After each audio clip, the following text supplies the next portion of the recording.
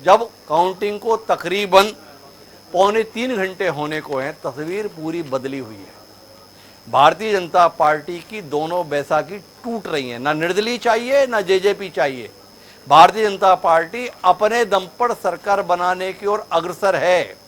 47 सीटों पर भारतीय जनता पार्टी के प्रत्याशी इस समय आगे चल रहे हैं, ऐसा चुनाव आयोग के आंकड़े बता रहे हैं। ये चैनल के आंकड़े नहीं है, चुनाव आयोग के आंकड़े हैं। अर्थात जो राउंड घोषित हो चुके हैं उसके आधार पर चुनाव आयोग ये बता रहा है देश को कि 47 सीटों पर भारतीय जनता पार्टी के प्रत्याशी आगे हैं। और उसके मुकाबले भारतीय राष्ट्रीय कांग्रेस 2019 के मुकाबले बेहतर प्रदर्शन कर रही है, पर इतना बेहतर प्रदर्शन नहीं कर रही कि सरकार बना ले। वो मात्र 35 सीटों पर आगे है। और महत्वपूर्ण बात क्या है कि भारतीय जनता पार्टी के तकरीबन 1.5 दर्जन प्रत्याशी इस समय 5,000 से भी ज्यादा वोटों से आगे चल रहे हैं। विधानसभा चुनाव में 5,000 वोटों से भी अगर आप आगे हो जाते हो तो बहुत मुश्किल होता है कि आप चुनाव हारो। तो 18 कैंडिडेट तो अभी ऐसे हैं जो चुनाव आयोग के आंकड़े के अनुसार 5,000 वोटों से आगे चल रहे हैं।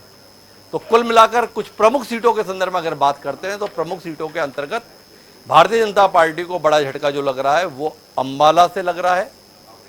अंबाला कैंट और अंबाला शहर दोनों से भाजपा के प्रत्याशी अर्थात असीम गोयल और अनिल विज पीछे चल रहे हैं। पंचकुला विधानसभा क्षेत्र से प्रत्याशी ज्ञानचंद गुप्ता भी पीछे चल रहे हैं। पर अच्छी बात यह है कि ये दोनों ही सीटें मतलब अनिल विज और ज्ञानचंद गुप्ता पर जो पीछे चलने का अंतर है ना वो 1,000-1,200 वोट का है।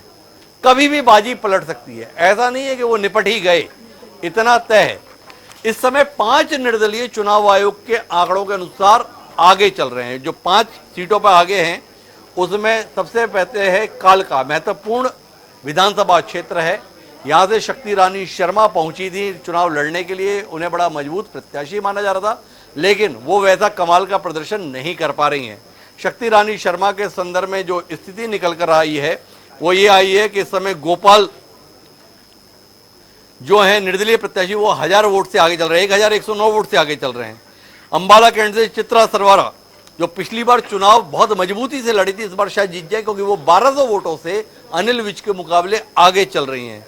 गन्नौर से पूर्व भाजपाई जिनके संदर्भ में आप में से बहुत लोग सेवाओं का लाभ लेते हैं, जब आप जीटी रोड पर जाते हैं तो आपको मन्नत ढाबे कई दिखाई देते हैं। वो मन्नत जिनके हैं उनका नाम देवेंद्र कादियान है। तो वो देवेंद्र कादियान इस समय 3,500 वोट से आगे चल रहे हैं। हिसार से सावित्री जिंदल जो निर्दलीय मैदान में उतरी थी 3,836 वोटों से आगे चल रही है। कमल गुप्ता नायब सैनी मंत्रिमंडल के सम्मानित सदस्य पीछे चल रहे हैं। और बहादुरगढ़ से राजेश जून ने सबकी नींद हराम कर दी है। सबसे बड़े अंतर से इस समय राजेश जून ही आगे हैं। वो 6,120 वोटों से आगे चल रहे हैं। कुछ अन्य सीटों के संदर्भ में बात करें तो नायब सैनी मंत्रिमंडल को बड़ा झटका लग रहा है, बड़े बड़े चेहरे हार रहे हैं। कंवरपाल गुर्जर चुनाव हारने के कगार पर पहुंच गए। इतनी बड़ी टिप्पणी इसलिए है हमारी क्योंकि इस समय पर वह 11,000 वोटों से पीछे चल रहे हैं अपनी जगाधरी विधानसभा क्षेत्र से। फुल स्क्रीन खबर है, कंवरपाल गुर्जर निर्णायक हार की ओर अग्रसर हैं, 11,000 वोटों से पीछे चल रहे हैं। जगाधरी विधानसभा क्षेत्र से भारतीय जनता पार्टी के प्रत्याशी कंवरपाल गुर्जर, पूर्व विधानसभा अध्यक्ष। वल्लभगढ़ से मूलचंद शर्मा 3,055 वोटों से आगे चल रहे हैं। जेपी दलाल कठिन मुकाबले में देखे जा रहे थे पर इस समय पर 2,500 वोटों से आगे चल रहे हैं। रानिया से रणजीत चौटाला जिन्होंने कहा था बहुत बड़े अंतर से चुनाव जीतूंगा, 3,500 वोटों से पीछे हैं, पर वहां पर उनके अपने पोते अर्जुन चौटाला उनका काम लगा दे रहे हैं।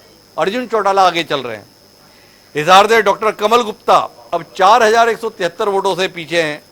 महिपाल ढांडा जो नायब सैनी मंत्रिमंडल की इज्जत बचा रहे हैं अपनी सीट पर 4,500 वोटों से आगे चल रहे हैं।